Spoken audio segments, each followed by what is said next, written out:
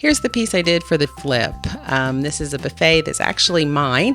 I redid it about 10 years ago and it was really cute at the time. I used chalk paint and I put little stripes on the doors, and I loved it at the time, but it's been through several moves and little kids, and it's time for a makeover. So I started by doing what I normally do, is I take all the hardware off and I gave it a really good clean, and then I was able to move on to the stripping process.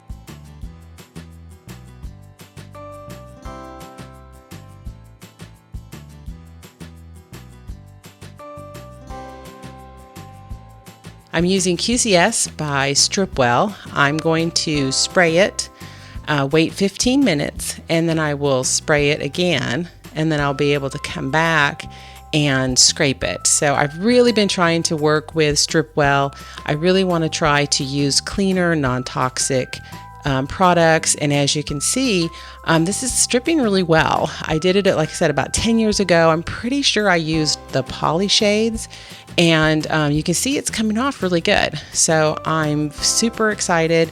I really want to try to master using Stripwell because I just really want to use non-toxic products as much as possible, because this is something I do a lot. So I'm really excited about exploring the uses of Stripwell. So according to their website, if you use a medium grit of steel wool, and I'm using 00 in conjunction with the spray, that will help get off some of the residue. So you can see there's a couple little spots there where I wasn't able to get it up with my 5-in-1 tool, but the steel wool in conjunction with the QCS spray really just got up the rest of that finish off of the top.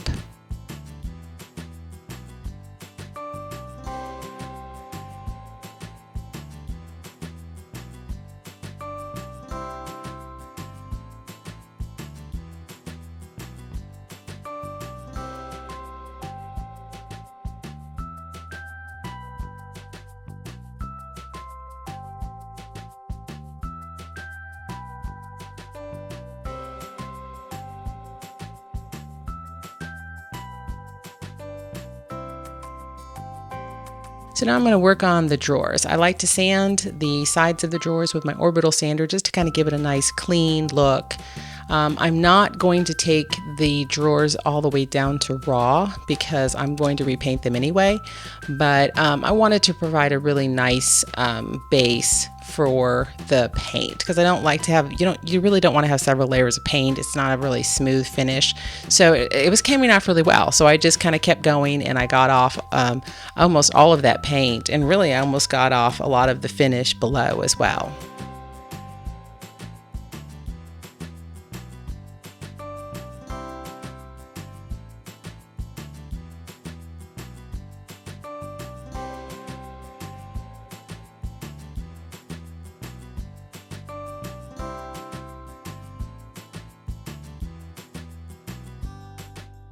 So I picked up these little sanding contour pads. They were a little pack on Amazon. I tell you what, they have been super handy. I'm not sure why I didn't buy them earlier, but all you do is you just match the profile to whatever you're sanding, and you wrap some sandpaper around them, and they just easily get into those little grooves and sand the finish for you. So usually I just use, like, I don't know, a Bondo scraper, or just folded sandpaper, but these work really good, and so I'm able to get into some curved areas. You can see I'm using ones that are just into those little, just more of a pointed area, and then I also they have a flat one, and you can just use it on a flat surface. Sometimes I'm kind of heavy-handed with my sander, so I really don't like to use my sander on the edges of my drawers or my tops. So you can see I'm using just these hand sanding tools in order to be able to do kind of those edges to get off a little bit more of that paint there. I'm just trying to get it off, but I'm just using these the hand sanding products.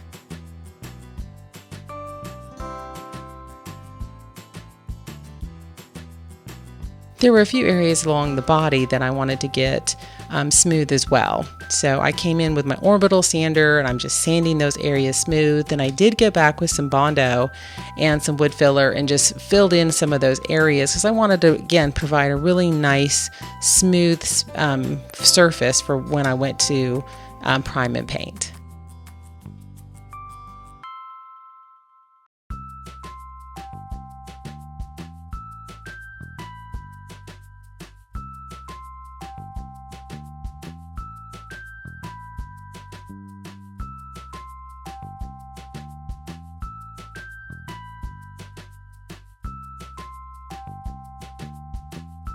Now that the stripping is done on the top, I'm going to come back with my sander, and I'm probably using 150 here, and I'm just getting the rest of the finish off. I'm preparing it for new stain. So I'll go through, I'll sand it with 150, then I'll sand it with 180, and then just make sure, I like to hand sand too. And so kind of my last pass there is usually a hand sanding just to make sure I have everything completely ready. I've got to get into all the nooks and crannies. As you can see, there's always seems like there's hand sanding involved, but I really want to get all that finish off, even in between those little areas, because that will help me to get a really good finish when I go to stain it. While I was working on it, one of the legs was wobbly and it just came right off. So I was able to get a proper fix, and now it's good as new. So you can see at the top I have some areas, there's that seam in the middle, and I have some areas that I needed to work on. So there was one in particular, I used some dark wood filler, I believe this is dark walnut, just to fill in some area that I had where I was missing some veneer.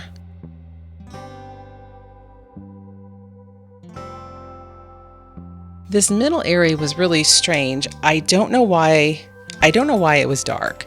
I would sand it and then it would turn back dark again. So there must have been something, I don't know, maybe some oils or something in the wood that was causing it to just kind of keep coming back dark. So you'll see at the end what I ended up doing. So it's now time to paint. I'm going to paint this out with Fusion's Bellwood. I just poured out, add a little water, I mist my piece, and then I come in with a brush, and then I like to roller the middle, any of the flat parts. You can see I've already primed it. I primed it with Ben Shellac primer. It's a fabulous all-purpose primer. Blocks any kind of tannins that might try to come through, blocks any odors. It's just a really great all-purpose primer. And as you can see, that first coat, sometimes it doesn't look like it's going on great, but first coats can be scary, but don't worry, second coats are magic. You can see I'm using a Stahlmeister brush. I believe this is the oval one. And then I do sand between coats just to make sure that there's nothing stuck in the surface, maybe any lint or anything. And then I come back and I do my second coat. And this is where the magic really happens. You know, I usually only have to do 2 coats with Fusion. Sometimes on the darker colors, I might have to come back and do a third coat, but with Bellwood, I usually only have to do 2 coats, and it's fabulous coverage. As you can see, as I'm doing the second coat, it's just beautiful.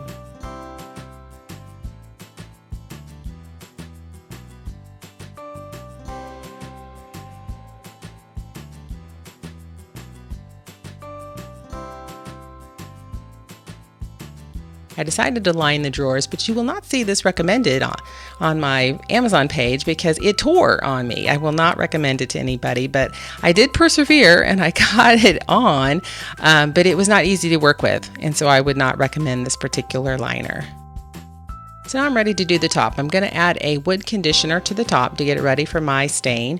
I'm going to use, this is General Finishes Nutmeg Gel Stain. It's beautiful color. I do feel like once it dried a little too light because you can still see that seam in the middle.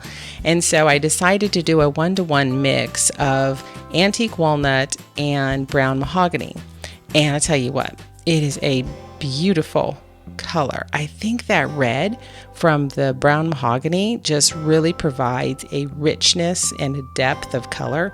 And because I had that seam down the middle, I think it just really helped kind of disguise all the little imperfections. I mean, this is a really old piece, and so gel stain can just really be your friend to help disguise some imperfections. So now I was ready to fancy up the drawers. I mask off the edges with frog tape, and then I came back in with a 1/8 of an inch painter's tape, and then I put another layer of painter's tape right next to that, and then I pulled off the first one, and as you can see, it'll create a little channel, which is a perfect area to be able to put your gold wax.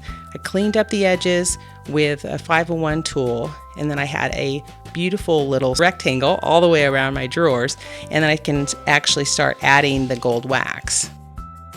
This particular gold wax, this is reDesign by Prima in the color Eternal. And it will cure. It'll cure without having to seal, probably in about 30 days, I think their website said. And so I did go ahead and seal it though with the drawer. I ended up sealing it with Behr's matte polyurethane. So it doesn't have to be sealed, but you can seal it. And as you can see, it just, by taping all of it off, it provides a beautiful little pinstripe. Now I'm going to apply some to the carvings on the legs. I like to just use my finger because sometimes I'm heavy-handed with the artist brush, but you could also use a brush. And I just like to lightly go over it. I'm not filling it in. I'm just kind of using it just on just the edges. It's just an accent. I'm not trying to like be real precise. It's just a slight accent. I'm going to spray some washers that are going to go behind my hardware as some extra accent. Let's take a quick look back at what it looked like when we first started, and here is the finished product. I think it turned out really good. I love the subtle pinstripe along the drawers, and then just that gold accent on the moldings on the side. And now I can actually see those carvings on the legs, which I really couldn't see before because the chalk paint, it just kind of all blended in. I love the modern hardware that I chose for it, and that really rich dark top. I think it's beautiful.